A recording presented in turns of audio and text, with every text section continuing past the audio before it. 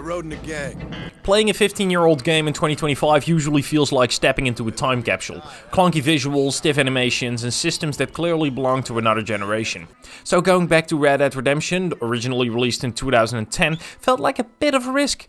And yet this game actually surprised me, in the best way possible, you won't believe it. This was actually my first real playthrough of Red Dead Redemption. And I had already played Red Dead Redemption 2, but I never realized that game was a prequel.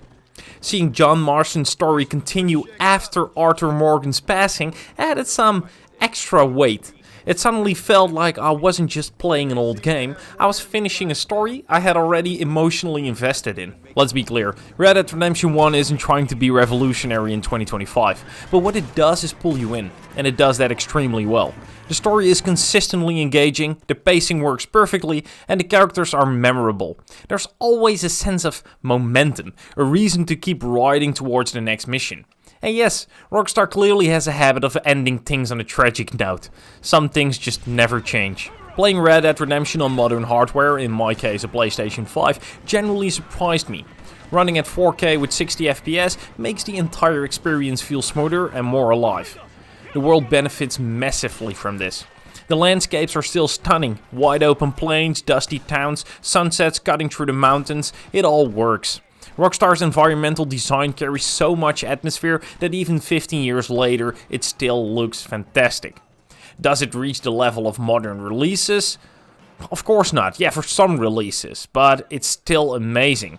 But for a 15-year-old game, this shit is actually great. Yeah, the character models show their age. Facial animations are simpler, less expressive, and sometimes a bit stiff. But here's the thing, they don't ruin the experience. In fact, considering the game's age, they're surprisingly effective. You still read emotions clearly, conversations still land, and voice acting does a lot of the heavy lifting, like it's actually top notch. Go get drunk, go get a woman! Enjoy life! It's a beautiful struggle! Lip sync isn't perfect and occasionally it feels off, but it never became distracting enough to pull me out of the story.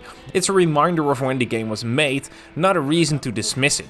And honestly, the fact that it still works this well in 2025 says a lot about the game. The controls take some getting used to. They feel different from modern games, and some choices like how you stop a horse or access the map are clearly rooted in older design philosophies. At first it feels awkward, but once it clicks, and it takes a while, at least it took a while for me to click, the game becomes a lot more enjoyable.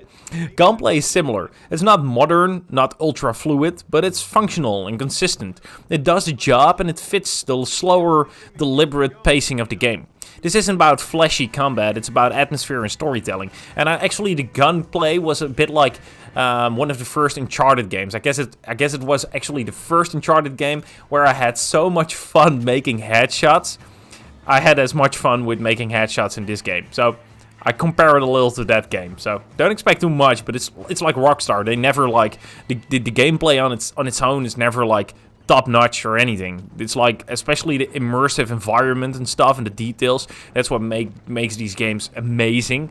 But then it's always been the same. It's always been pretty much the same for every Grand Theft Auto and Red Dead Redemption game ever.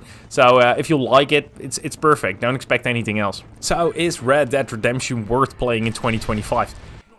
Absolutely. If you've already played it back in the day, this updated version alone might not be enough to justify another full playthrough. Then you know for yourself if you've already played it. But if you've never played it before, you should definitely play it. The story still holds up, the world is still beautiful, the characters still matter, and the connection to Red Dead Redemption 2 makes the experience even stronger. And I'm actually pretty sure they're gonna make a sequel to this game. So if there will be a Red Dead Redemption 3, which is pretty sure there will be, you should definitely play this game. You should have played it to like connect the stories, to connect the dots, I should say. Red Dead Redemption may be 15 years old, but in 2025 it still proves one thing very clearly. Great games don't age, they endure. And you know, this one is just perfect. So I hope I helped you guys out with this video. If you've enjoyed it, please press like and maybe subscribe to the channel. Check out my live streams. I'm pretty much live every single evening. Sometimes I skip a day. I'll see you there, and otherwise in the next video. Bye!